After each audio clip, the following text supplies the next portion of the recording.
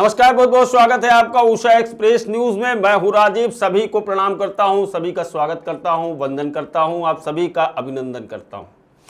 खाकी की खामोशी और न्याय का जनाजा। क्या शहडोल में कानून पर भारी है भूमाफिया का आतंक? जब एक देश अपनी बेटियों की सुरक्षा और स्वाभिमान का ढिंडोरा पीट रहा हो, ठीक उसी वक्त मध्य प्रदेश के शहडोल जिले में दो निहत्थी महिलाएं सड़क पर अपने खून की बूंदें और मान सम्मान के टुकड़े समेट रही थीं। 19 अगस्त 2026 की दोपहर करीब 2:40 बजे दुर्गा कॉलोनी की रहने वाली गीता सिंह और उनकी बेटी शालिनी सिंह के साथ जो हुआ वह सिर्फ एक अपराध नहीं बल्कि हमारे प्रशासनिक ढांचे पर करारा तमाचा है। कहानी किसी काल्पनिक फिल्म की नहीं बल्कि सरई घाट खसरा नंबर 517 की कड़वी सच्चाई है। एक माँ और बेटी जिनके पास अपनी जमीन पर अदालत का स्टे ऑर्डर था और एसडीएम कार्यालय का न्याय संगत आदेश था, वे सिर्फ अपने हक और अदालत के आदेश के उल्लंघन का सबूत इकट्ठा करने गई थीं। उनके पास हथियार के नाम पर एक मोबाइल और कार का डैश कैम था, लेकिन भूमाफिया के गुंडों को न तो अदालत का खौफ था न कानून का। अभिषेक मिश्रा और उसके दर्जनों लठैतों ने लाठी, डंडे और पत्थरों से लैस होकर दो औरतों को घेर लिया। गाड़ी पर पत्थरों की बरसात हुई, कार टूटकर कांच के ढेर में तब्दील हो गई। मां के सिर पर हमला करके नस फाड़ दी गई, खून से उनका आंचल तर हो गया। बेटी को घसीटकर उसके साथ अभद्रता की गई, उसकी अस्मत और गरिमा को सरेआम तार-तार करने की कोशिश हुई। सबूत मिटाने के लिए डैश कैम तक लूट लिया गया। सवाल अब व्यवस्था की नीयत पर उठते हैं, अदालत के आदेश की कीमत क्या? जब कोर्ट का स्टे ऑर्डर था तो भूमाफिया वहां कब्जा और निर्माण कैसे कर रहा था? साक्ष्यों को नष्ट करने की छूट क्यों? दबंगों ने कैमरे और डैश कैम लूटकर सबूत मिटाए। क्या पुलिस का खौफ पूरी तरह खत्म हो चुका है? गैर जमानती धाराओं में देरी क्यों? धारा 109/115 जानलेवा हमला, 74/76 लज्जा भंग और 309/238 लूटपाट व साक्ष्य मिटाना जैसी गंभीर धाराओं के बावजूद अपराधियों की गिरफ्तारी में डील क्यों दी जा रही है? अगर कानून के रखवाले अदालत के स्टे ऑर्डर की रक्षा नहीं कर सकते, अगर एक माँ अपनी बेटी के सामने लहूलुहान होती रहेगी और सिस्टम तमाशबीन बना रहेगा, तो फिर जनता किस पर भरोसा करे? शहडोल प्रशासन को यह याद रखना होगा कि अगर आज इन भूमाफियाओं पर कठोरतम कार्रवाई नहीं हुई तो कानून से जनता का विश्वास हमेशा के लिए उठ जाएगा। हाँ।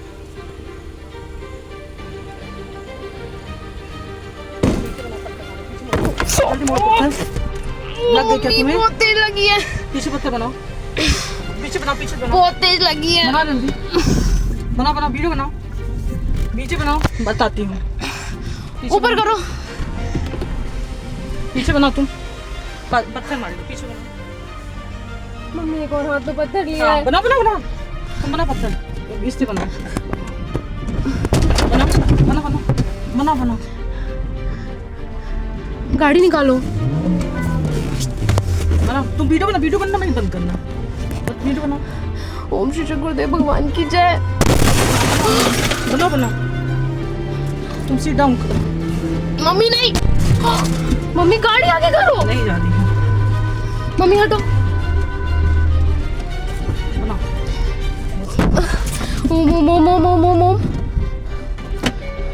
ओम। मम्मी फोन लगा जल्दी, मम्मी लो उन्हीं को फोन लगाओ।